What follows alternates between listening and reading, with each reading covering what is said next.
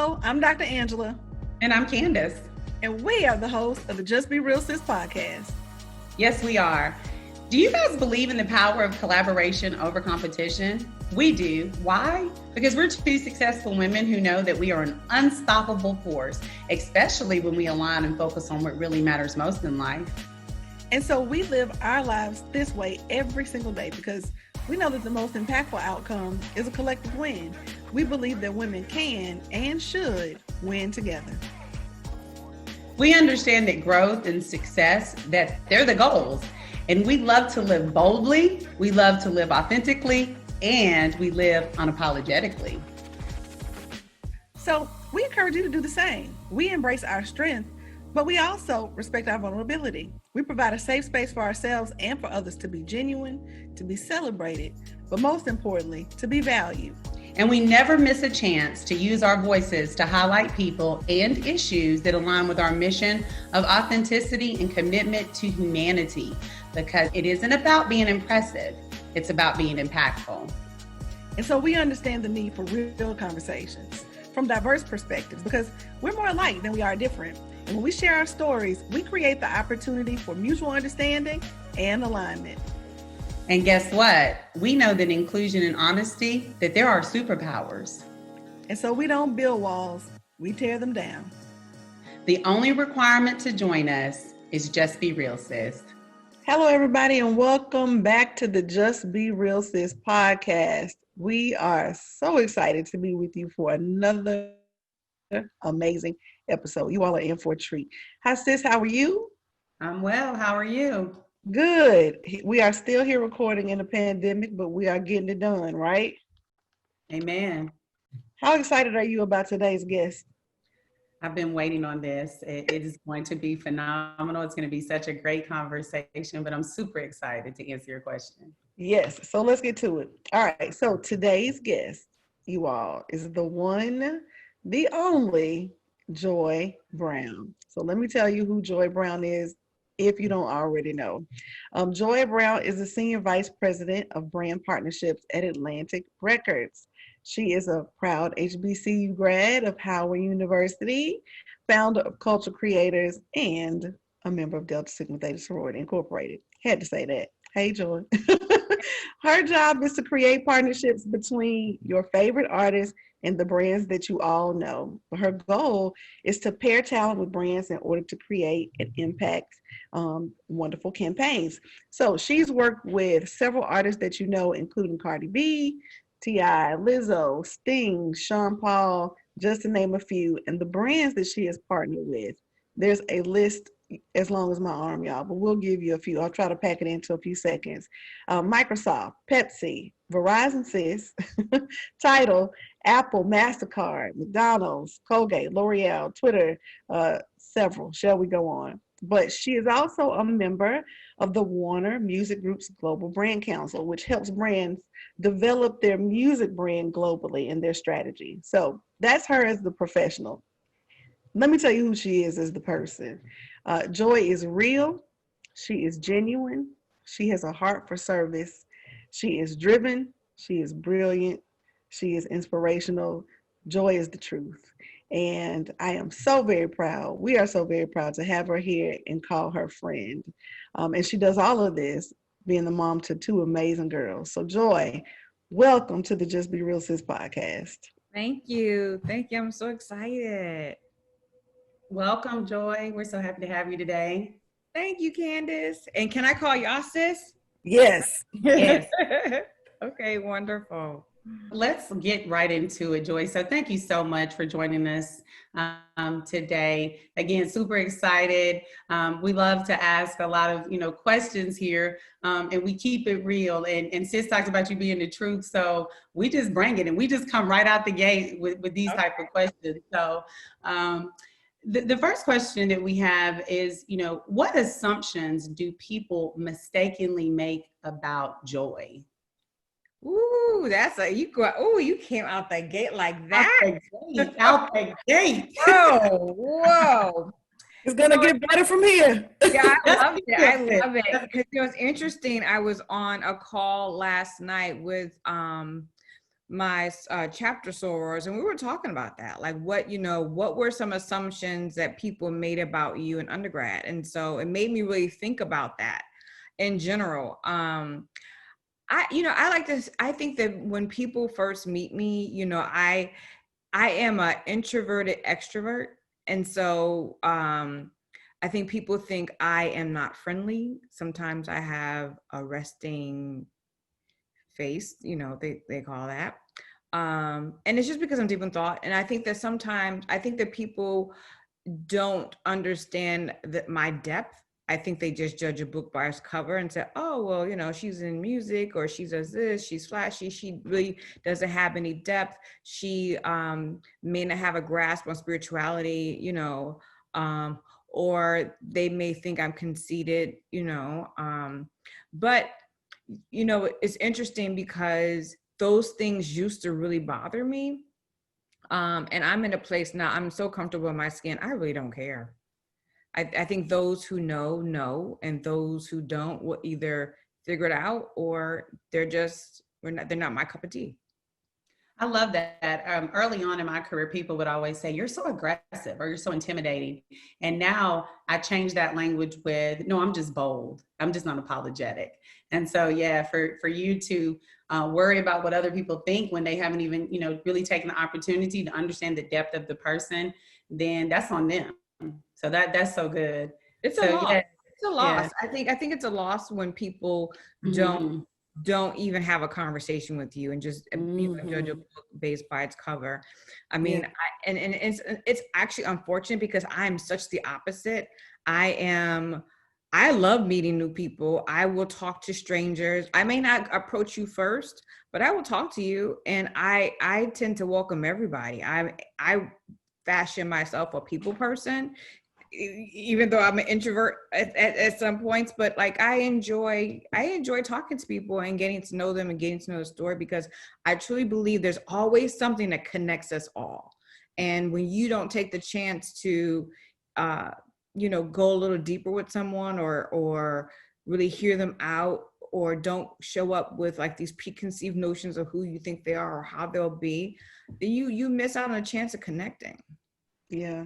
No, I'm so glad you said that you're the complete opposite, because if you didn't say it, I was going to say it, because that couldn't be further from the truth. Like, you are so welcoming, like you have a heart for people.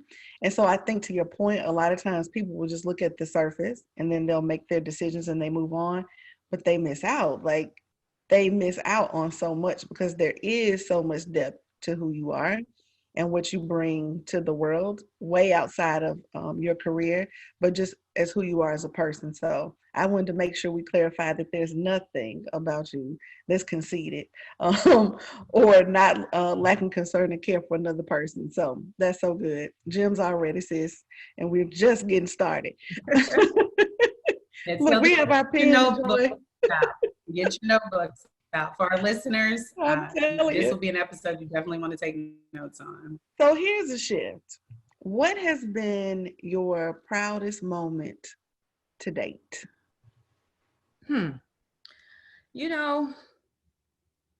It's hard to think of just one moment.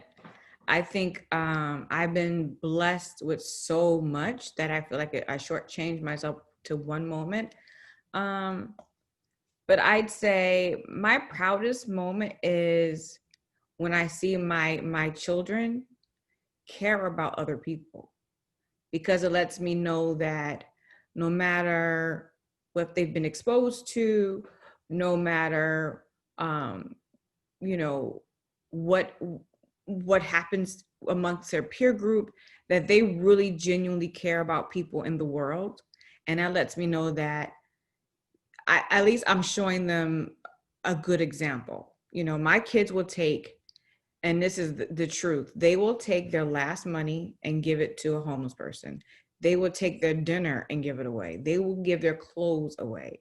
They have no attachment to any material things, and they don't like to see other people hurt or go without. And while that's beautiful, it's been like, okay, I have to teach them the balance. You know what I mean? Like, honey, money don't go on trees. We can't give everything away, but though it was a moment when they actually were very small, when I taught them about, kids not having Christmas. And all they wanted to do was give away their toys and go shopping for other kids. And they're still that way. And so when I even watch, I monitor their social media, when I see my daughter posting about Black Lives Matter, when I see her posting about trans lives matters and indigenous women. And I was like, my kids get it.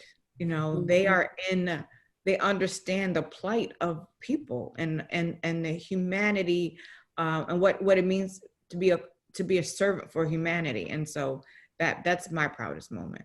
Yeah, they get it from their mama. Oh. Character building. That's character building. So let's shift a little bit here. And this actually does really go into that and leading by example and modeling behavior, for our daughters. Sis and I say all the time, we do this podcast because, our daughters are listening, they're watching us. And you have had decades of success in an industry that regularly has to reinvent itself. So how have you stayed true to you? I have learned the hard way is that I can't be afraid to use my voice, because actually it's my voice and my point of view that separates me from everybody else. And in that process, because I have found power in my voice, I've also found power in who I am. And so I'd say that, I am not my job. I'm not what I do, I think I bring more to the table as Joi Brown outside of Atlantic Records than I do as Joi Brown, the Atlantic Records executive. And so I think with that, with those, that type of balance in place, I think that it's, I just unapologetically lead and are comfortable in what and who I am. I hope I answered that right. No, you did. Like, that was the perfect segue, because as you were talking, I was thinking when you and I first met, we knew nothing about each other. Like, we connected just on energy, like on the things that we were putting out into the world. And so to your point, when I initially encountered you, it wasn't as Joi, the executive. I had no idea. And it was still like very organic, an amazing connection. Still is now, of course, and we have since. too. It was we were very like, it was no like, I just felt like it was no what was the word? We were very honest with who we are. We were very transparent. We were very authentic in our response. It wasn't about, oh, I'm Dr. Angela and I'm this and I'm that. It was like, what did you think about this? And I was thinking, what do you think? It was really, I would say, I'll tell you what I'm working on later, but I want women to lead with their mind and their hearts. And when we open up in that and operate in that space, it creates a safe space for us to connect as women. And I think that's what you and I attracted, because we met each other just because we liked what each other posted on social media.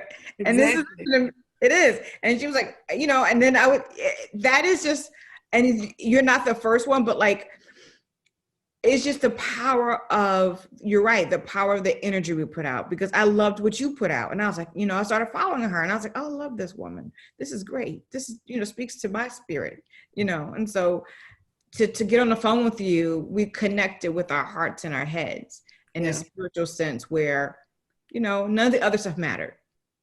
Yeah. And that's what it's all about, because that's the thing that lasts. And when it comes down to it, Sis and I talk all the time about the things that we've learned in the pandemic. And I think that's one of the major lessons, that it is about human connection and all of that other stuff, part of it, but it's not the most important thing. So it's interesting that you've raised the point of owning your voice, because that goes into our next question. Alignment is happening already, Sis. But we've been talking about owning your voice, and we saw Senator Harris so eloquently in the debate say, I'm speaking. So what advice would you give someone who may be struggling to find their voice, and how have you solidified your seat at the table for over 2 decades? Ooh, okay, so let me break that down. I'm gonna do the second first, Okay. So solidifying my seat at the table. I never feel like I solidified my seat at the table. I feel like the table's always changing, the table's always shifting. And so I'm having to figure out that table. And in the process of figuring out that table, and then also constantly working on who I am, who am I? I don't think that's a question that someone should ever be able to answer definitively. I think it's a changing narrative. I think it's, who I am this year is not who I was last year. And I don't have a desire to be the same person all the time.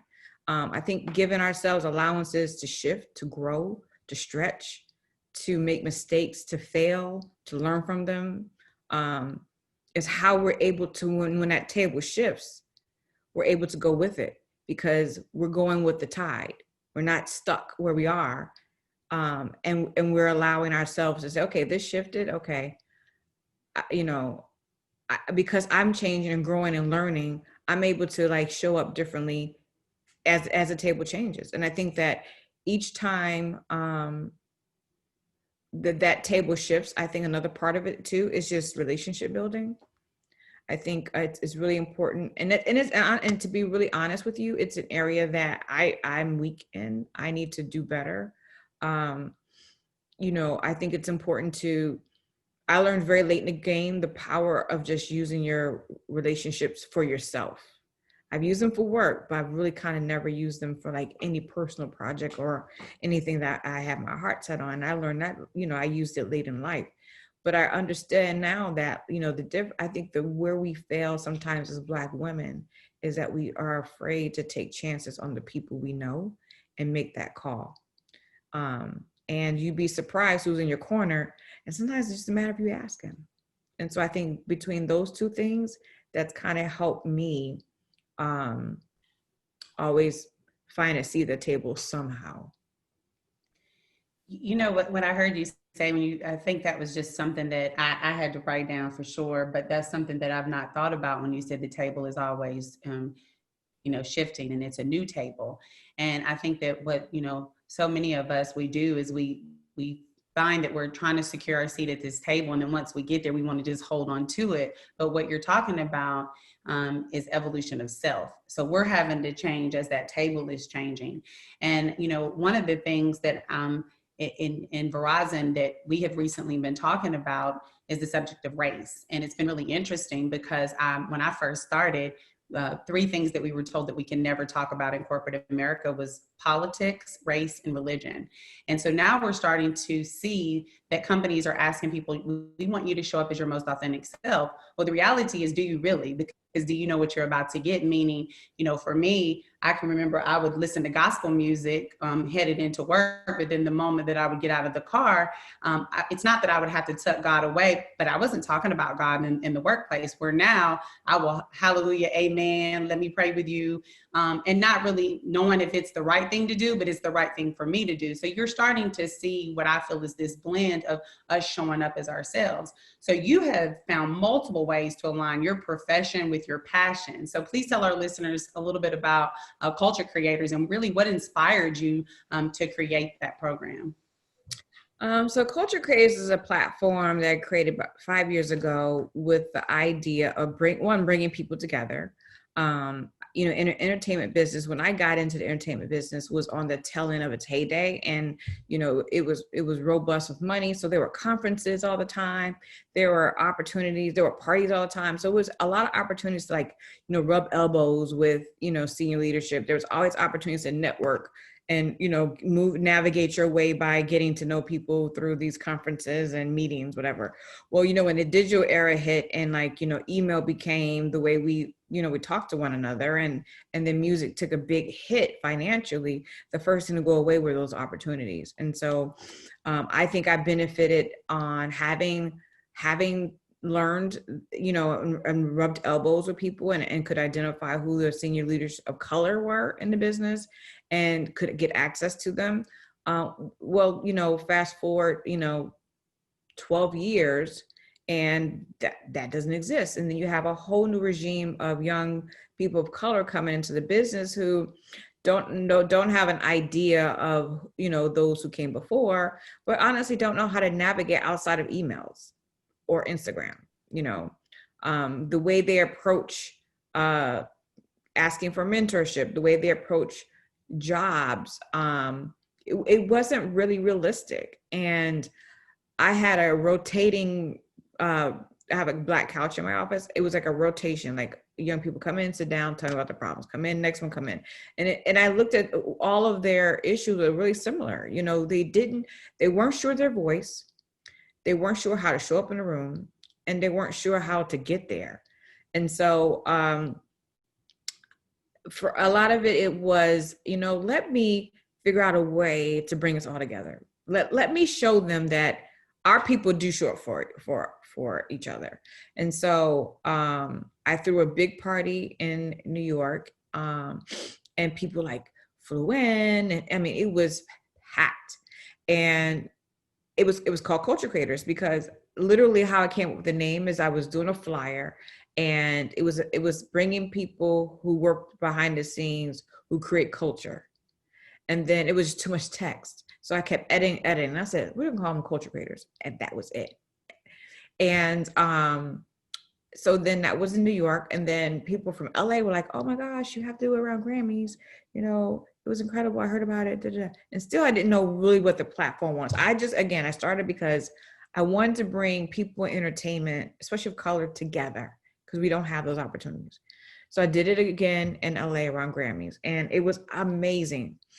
That's when I realized, oh, this is something, because then I had Diplo and Skrillex and SZA and Chris Rock in the room, and none of them were invited, because really this was just for people behind the scenes who drive culture. And then it just made me think about it, how hard, and especially entertainment and across a lot of industries, how hard we work behind the scenes to create these platforms, to create these ideas, to innovate, and no one knows who we are. And so what I wanted to do was to celebrate those who go nameless, who you see what we do on the Grammy stage or BET stage, but no one knows that someone else sat up countless nights, missed time with their children to put all that together for the artists to get on the stage and not to get thanked. And so I just wanted to make sure I made space and celebrated people, one, while they're still alive, and two, let's talk about people who are doing it, because we need to know each other, right? We can't help each other. We don't know each other. And so that's how Culture Creators started and has grown since then. I just wanted to say thank you. Thank you for that. Thank you. Oh, you're welcome. Thank you. Yeah. And I started from music, and when I realized when I did our first awards brunch, it was really music based. And then I sat in that room, and when I tell you that room was so powerful, we were in tears, because it was we don't celebrate each other. You don't have to be, this big star to get celebrated. Let's celebrate the people who sacrifice a lot, to make the world what it is. Mm-hmm. And I realized when I looked in the room, I was like, this is bigger than music. I said, this happens in tech, this happens in business. Every industry. You think about the pandemic is really revealing that. We see who the true heroes are now that we're going through this pandemic. We see these people, and it's like, wait a minute, it's because of you that I'm able to move forward, because you're putting in the work that other people would never put in, and you do it without any recognition or any sort of notoriety. And I've seen that in this pandemic. So many people, it's like, okay, I get it. Those are the real heroes right there. And it's countless industries. Right. And then imagine our children who, again, we talk about our children, our daughters watching. So my thought was, if I can celebrate these people, I know the young people are watching us. Then all we're doing is we're creating a table for them. We're creating a seat, doors opening for them. So now they know where to go to follow. Because when I looked back on people applying for jobs in Black music, they weren't Black. And not that that's a bad thing, but if we have to take charge of our narrative, we have to drive our culture. We can't give the driver's seat to someone who has, who doesn't understand us. That's, I could talk about what it's like to be, I could talk about Judaism, right? But I'm not Jewish, right? And I don't walk in those shoes. And so it's kind of like we have to make sure that we're getting our brown and Black children an opportunity. And the only way we're going to do that, if they know that we exist. And so, and it's not just whoever's popular on Instagram or, or who you see on TV. So there's and I get calls all the time like, oh, my daughter wants to get into music. And I'm like, don't call me about getting a record label. There's so many options to play music. Music is a passion point. Music is everywhere. You have to be creative. Yeah. No, we're sitting here and we're smiling because that was really the motivation behind creating this podcast. We looked around and we're like, okay, there's certain conversations that we have with one another, but we've not had them, on a larger scale where other people can benefit from some of the ideas or some of the people that we know. And so we're like, if we don't see it, let's create it. And here we are. And so we understand exactly what you mean. And so to expand the way of thinking about the music industry, to your point, most people see the person that's out front. But once again, that speaks to your heart. You're like, no, it's way deeper than that. Like there are a lot of people that play a role in this whole production that is the music industry. So that was so good. Thank you for sharing that. And thank you for recognizing, you too, sis, the people that often are not put in the spotlight. So, and I have to give my own personal opinion of culture creators. I had an opportunity to participate with the HBCU arm of culture creators. Amazing. Like still in contact with those kids now, months later. And so thank you for having the vision to create that part of the vision that you had. It's impacting lives in a major way. So keep going. We're supporting you and cheering you on for sure. So here's a question, Joi.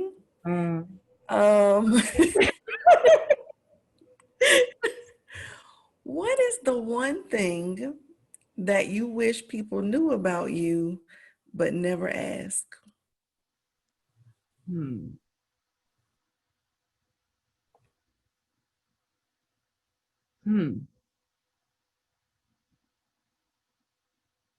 That's a really good question. You might have got me some. What's the one thing I want them to know about me that they never asked?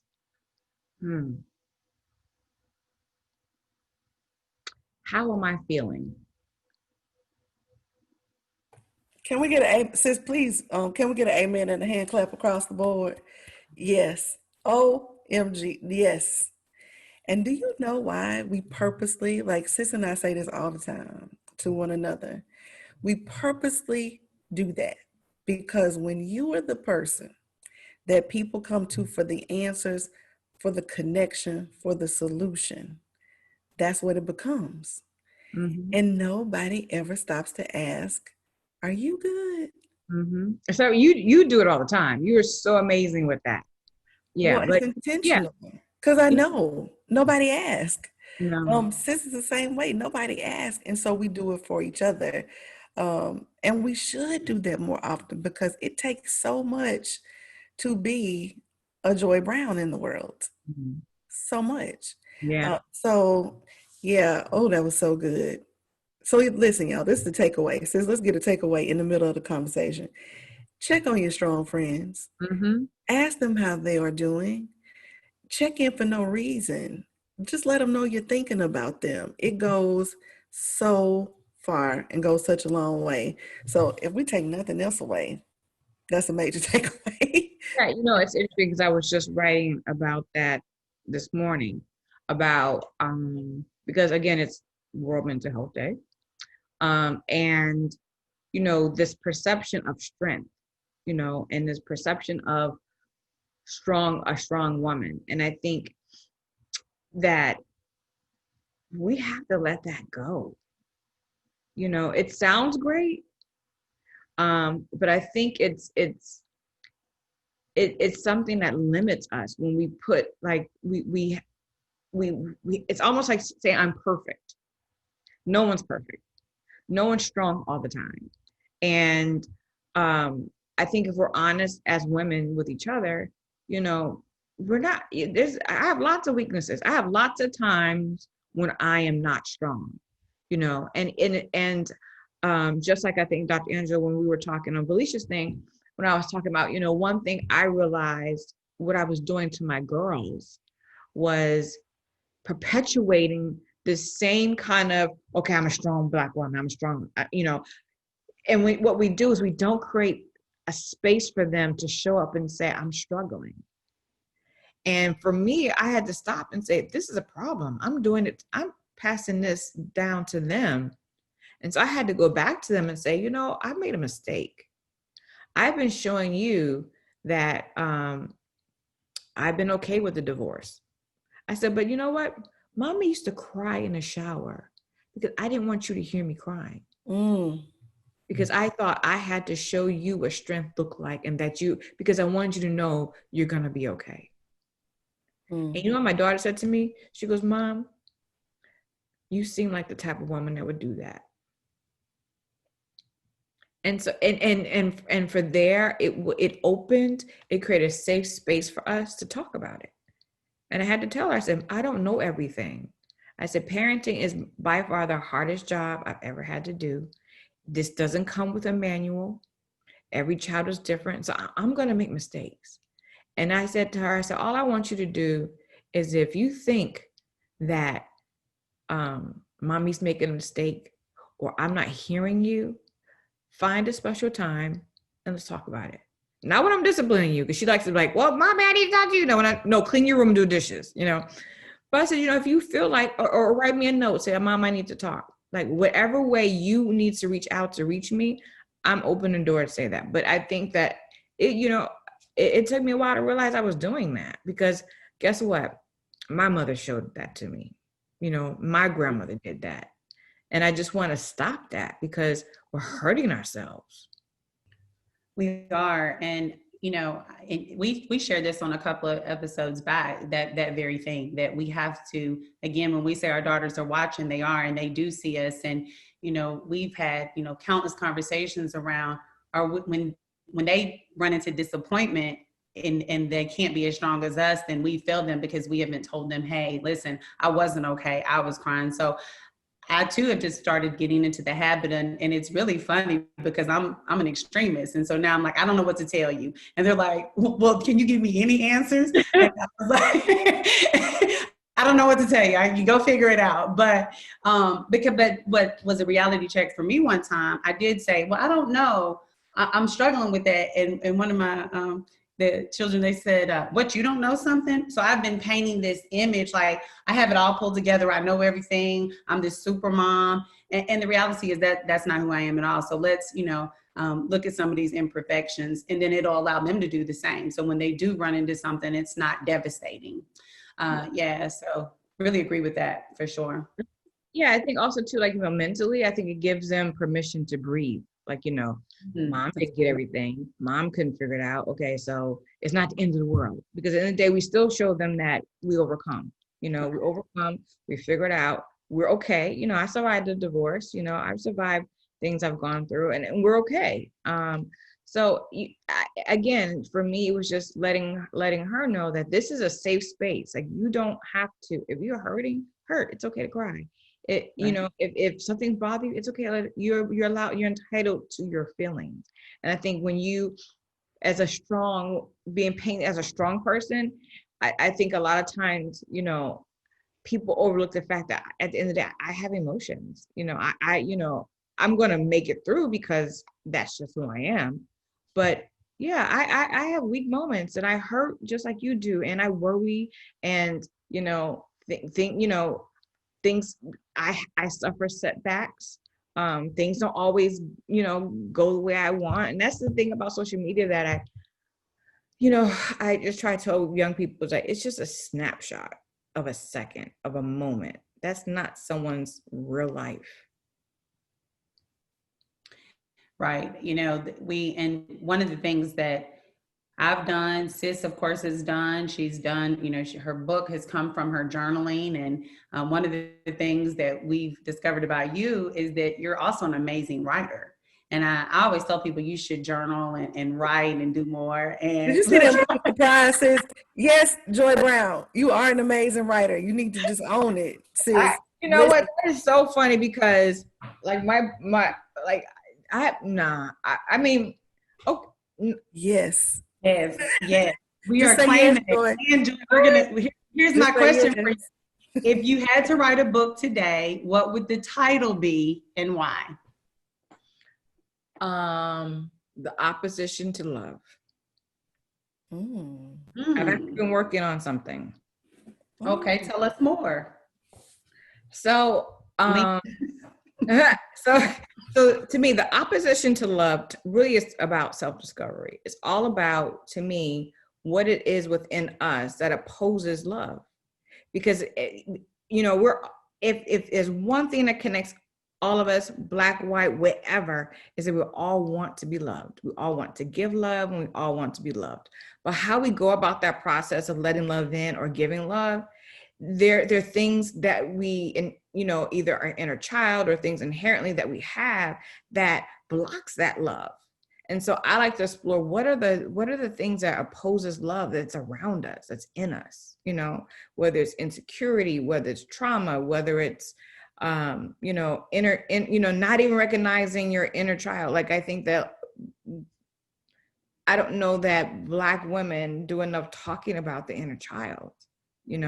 A lot of things a lot of relationships we get into is because we don't pay attention to her.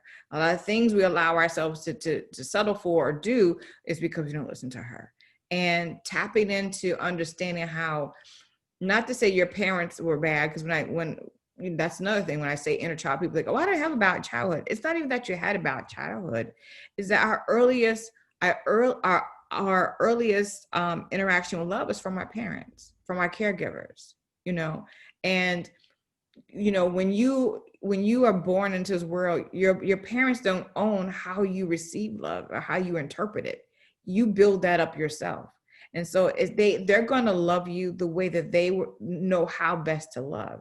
And sometimes as a child, you grow into your own, you may have some needs that aren't met. And that's not to say your parents are bad or they were not there, whatever. It's just you are who you are. You are who God made you. And where you're so uniquely different in that aspect is that sometimes things, miss out, we're not perfect. And so as being, I call it, like, I'm stealing from Brene Brown, like the gifts of imperfection are actually our real big gifts, but those are also spaces where we need to tap into to understand what blocks the flow of love from one another. I think you should write that book, because I know I've asked, people in my life before, am I hard to love? Because sometimes I just feel like, maybe I make it difficult, to your point, and not realizing what's causing that. And then I think affection, that's something that, it's a taught skill. You have to hug on your children. You have to love on them constantly. And if you marry people or you're around people that have grown up in a house where no one is saying I love you regularly, they may or may not say it. And how they show it and express it could be different. So I really think, in all seriousness, you were laughing, but I think you need to write it, because I would buy it. To do that, but that's something that I explore that for myself, right? And I explore that for myself. I explore it for my children. Just like, again, I talked about earlier, like I'm always on a discovery mode. I'm always stopping to ask myself, okay, how am I showing up? I had to apologize. It's interesting. I had to apologize to a girl the other day because, and sometimes when we show up in relationship to one another and one person causes a problem or you think you've been slighted, sometimes the way we interpret that blocks our love. And so instead of saying, I disagree with you, sometimes we wanted to make our point. And for me, I didn't show up in the way that I should have. And so I told her, I said, you know what, I'm going to be honest with you. I didn't show up and love you the way that I should have. And I apologize for that. And there's no excuse. I do have an excuse. I'm burning the candle both ends, but you can't say that when you're apologizing, So I told her, I said, listen, I didn't do this right. And I'm just going to tell you from my heart, I apologize. And it was received. Now, it's funny because 2 weeks ago, I got an apology from someone to me. And their apology was, oh, I want to apologize for hurting you. And I was like, okay, apology received, that's cool. But not to say that because you mischaracterized me, you did it. That's not how you apologize, people. If you apologize, you have to put your heart on the table, allow someone to stab it or let it bleed, and walk away. And that's what my lesson I learned this year, I would say in 2020, I learned that is that when we show up in relationship to each other and we want to make amends, you have to be vulnerable enough to say, here's my heart. I'm sorry. And whatever you receive back, you can't retaliate against it. Heart posture. That is so good. So, since I can't even believe that we're almost at the end of the conversation, but I have a bonus question I want to throw in. Can you believe it? Like, I'm sitting here quiet. I feel like I need to drop the Cash App for the church that we just had. Seriously. Well, let me say this. It's so funny. So Dr. Angela knows about the church I go to. And so, it's all about showing how we all should show up and love one another. Right. Mm-hmm. So, and loving your enemy and what that looks like. And it's interesting because I really never thought about how to really love difficult people or love our enemies before like this past 2 years. And, and because you were faced with that, it makes me stop and think about the way I interact with people who rub me wrong or how I look at other people. And, if we all, did that same kind of process in this world, I don't know how racism would exist, because it allows you to stop and ask yourself. And really, I really think that we owe it to ourselves to ask ourselves to take responsibility for our actions and how we show up, because I can't control how you show up, but I can control how I show up.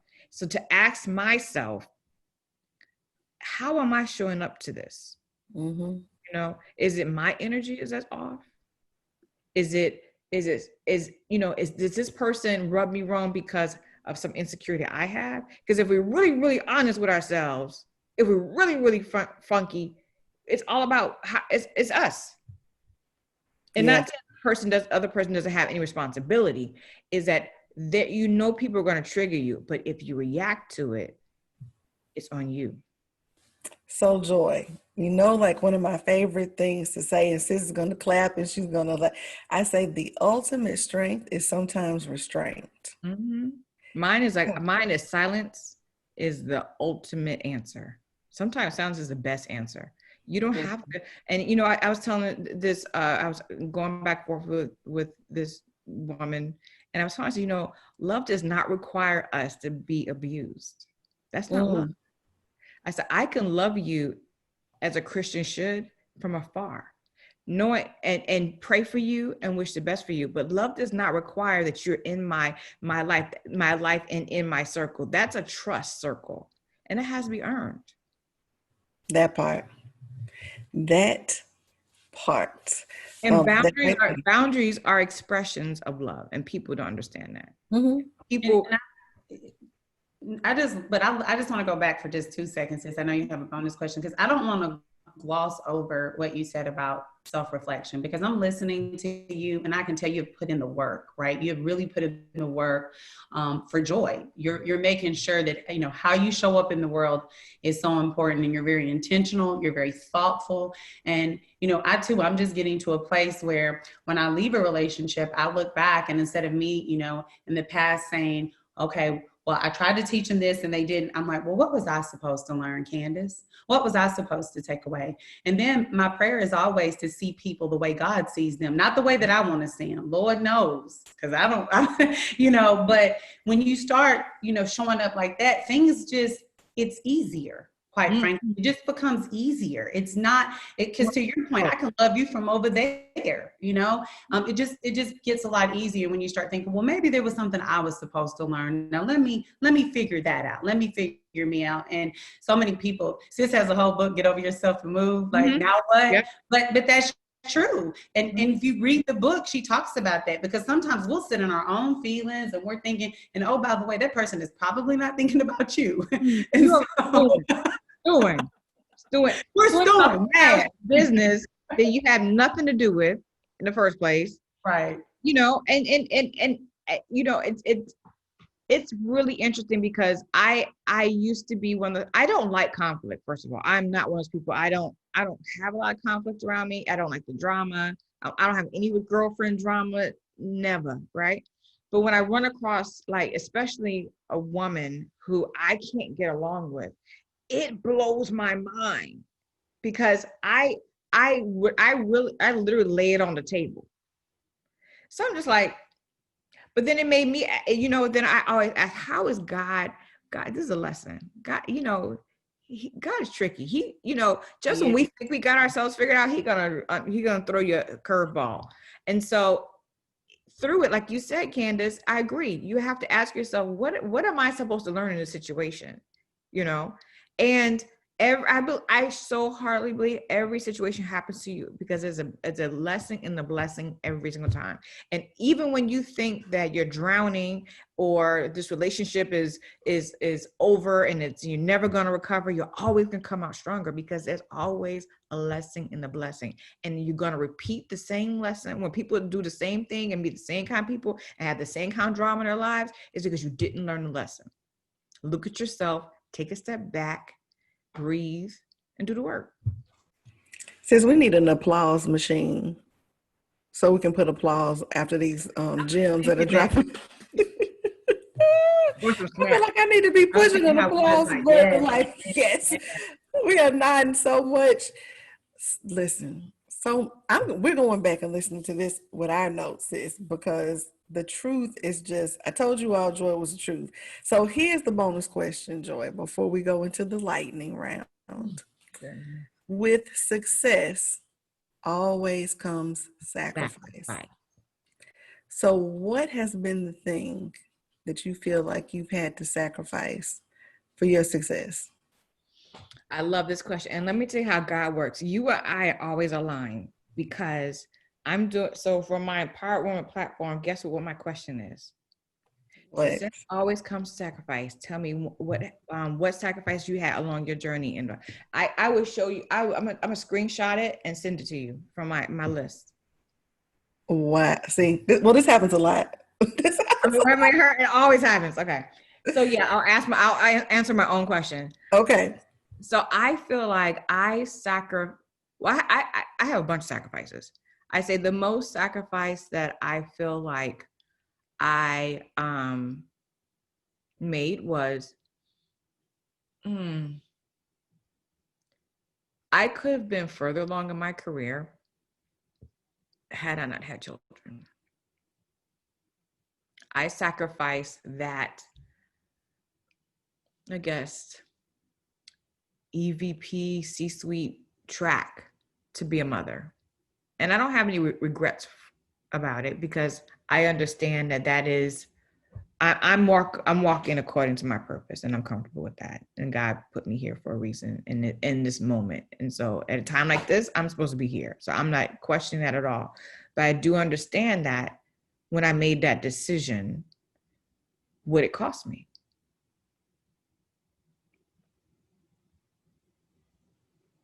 No, that hits, because we had a conversation the other night with Lonnie Phillips, who is the vice president of channel sales for Microsoft. Mm-hmm. And she'll be coming on the podcast too. She shared her journey in success and motherhood and what that looks like. And I think about Sis, being at the top of her game in her organization and being a mom.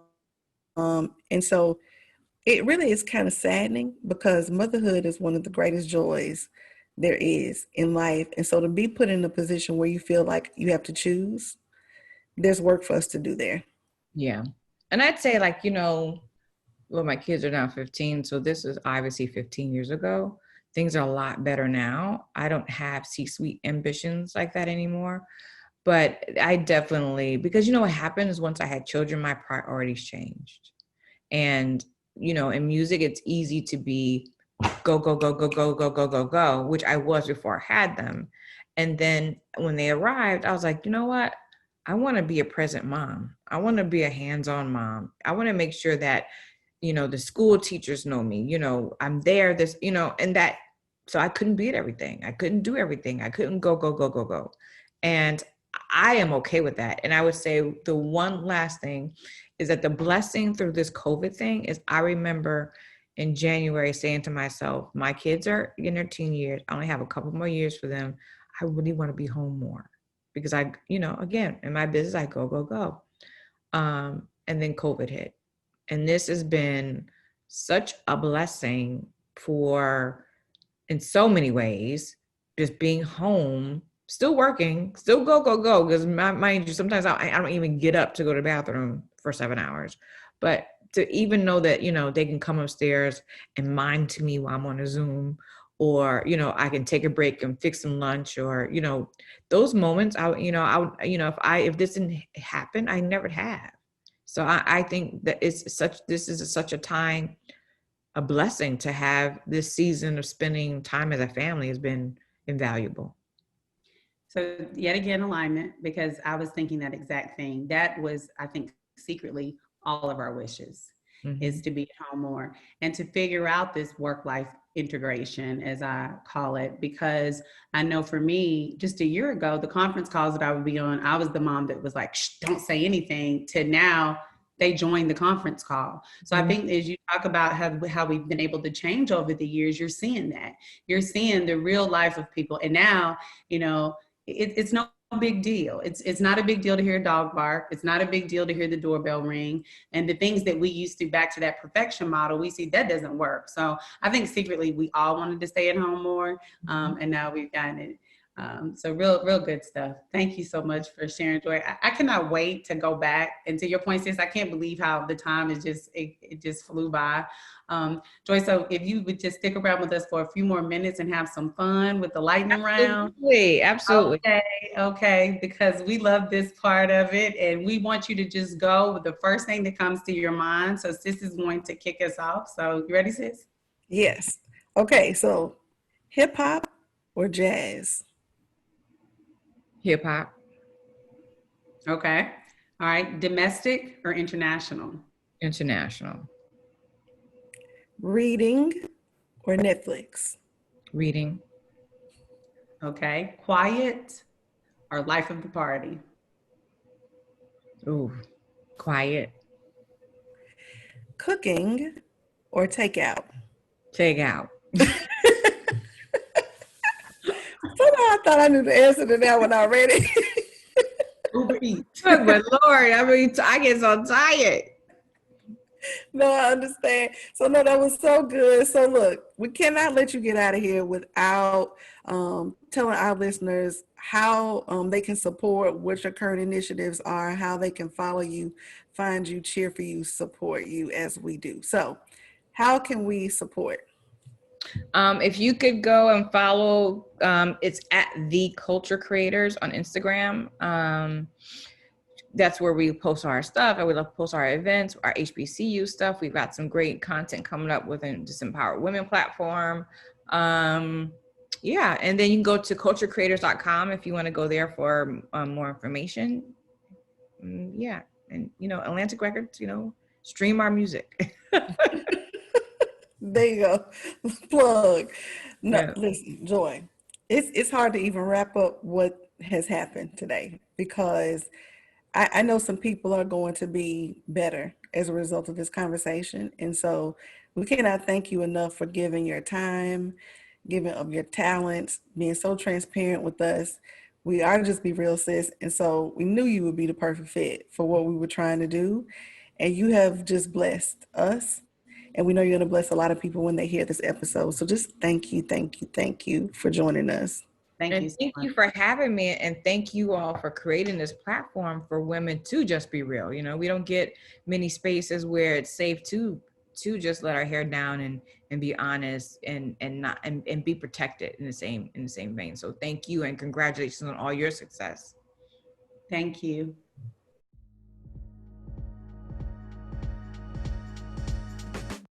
Don't forget to subscribe and share so we can grow this movement. If you have show ideas or would like to be considered as a special guest, you can email us at justberealsis@gmail.com. Don't forget to follow us on Instagram at Just Be Real Sis Podcast. You can find us on Apple Podcasts, Google Play, Spotify, Stitcher, and iHeartRadio. As always, remember to serve first, stay encouraged, be kind, and just be real, sis.